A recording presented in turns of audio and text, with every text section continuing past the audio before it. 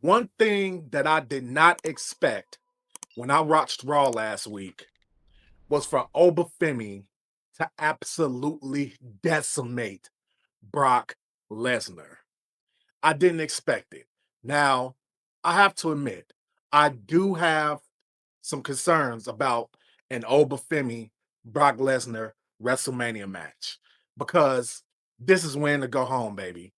Like, if Oba Femi fights Brock Lesnar at WrestleMania and comes out on the losing end, it's gonna kind of be hard to then flip everything around and just say, okay, he's the ruler, he's dominant. So I really do hope that they have everything planned for Oba Femi to go over Brock Lesnar at WrestleMania. Brock Lesnar losing does nothing to his legacy. Nothing. Brock Lesnar has nothing to lose, and Oba Femi has everything to gain, but Oba Femi also has everything to lose. So I hope they make the right choice here and put over Oba and Brock. But that was a amazing legacy defining moment on Monday Night Raw. Oba Femi slamming Brock Lesnar through the mat, putting his foot on his chest, and pointing up at the WrestleMania sign. The foot in the chest thing, I heard that was an audible by Brock. So if Brock did tell Oba to do that, kudos to him. A lot of people don't give Brock the respect he deserves for his in-ring psychology and understanding what makes a moment bigger. So you got to give Brock Lesnar credit for that. Okay, I don't want to be ultra critical here. I don't want to be ultra critical here, but I do have to ask something. Out of everything that could have been said between Roman Reigns and CM Punk, the thing that gets under CM Punk's skin is that Roman called him old.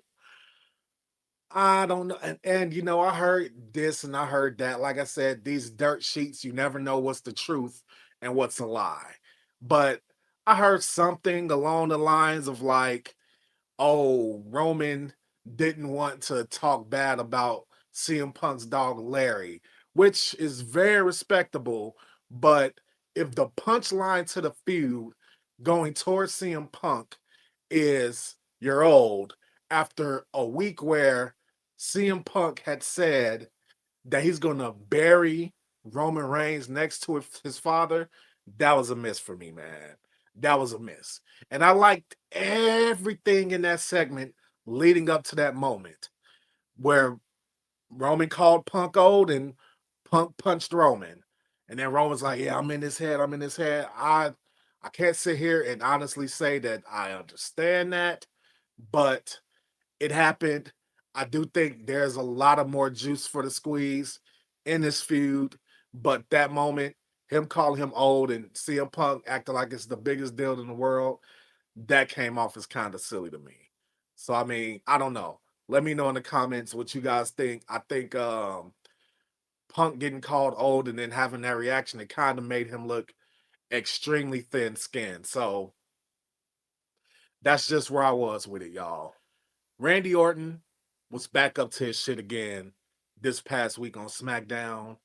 He came to the ring and he gave some sort of explanation for why he attacked Cody.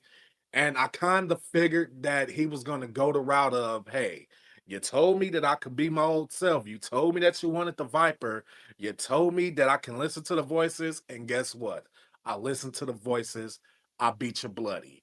So, I mean, you can't kind of blame Cody for that, but at the same time, no, dog, that ain't gonna fly because even if, even if we wanted to say, okay, Randy, you're right, Cody gave you permission and you went ahead and did it.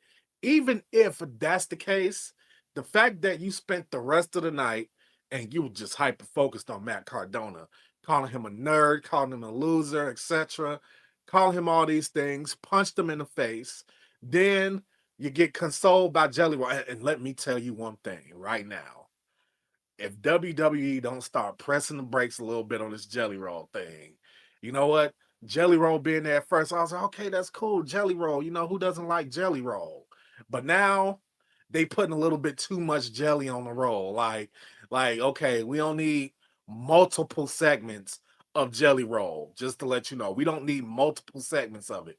We get it. He put in the work to lose the weight.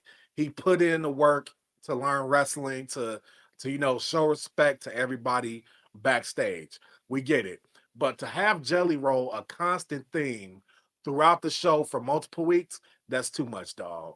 That's just too much. But anyway, we had Jelly Roll being the one man on SmackDown on planet Earth at that particular moment that can get oh nah Randy Orton to calm down. So it seemed. Then Randy Orton was on the phone with somebody telling him he's going to fix it. I don't know who he's talking to. I have no clue. Maybe he's talking to his wife. I don't know. But either way it go, all those things led up to Randy leading Matt Cardona to the ring. Now, Matt Cardona has a history of being dumb, gullible, and naive. He has a history.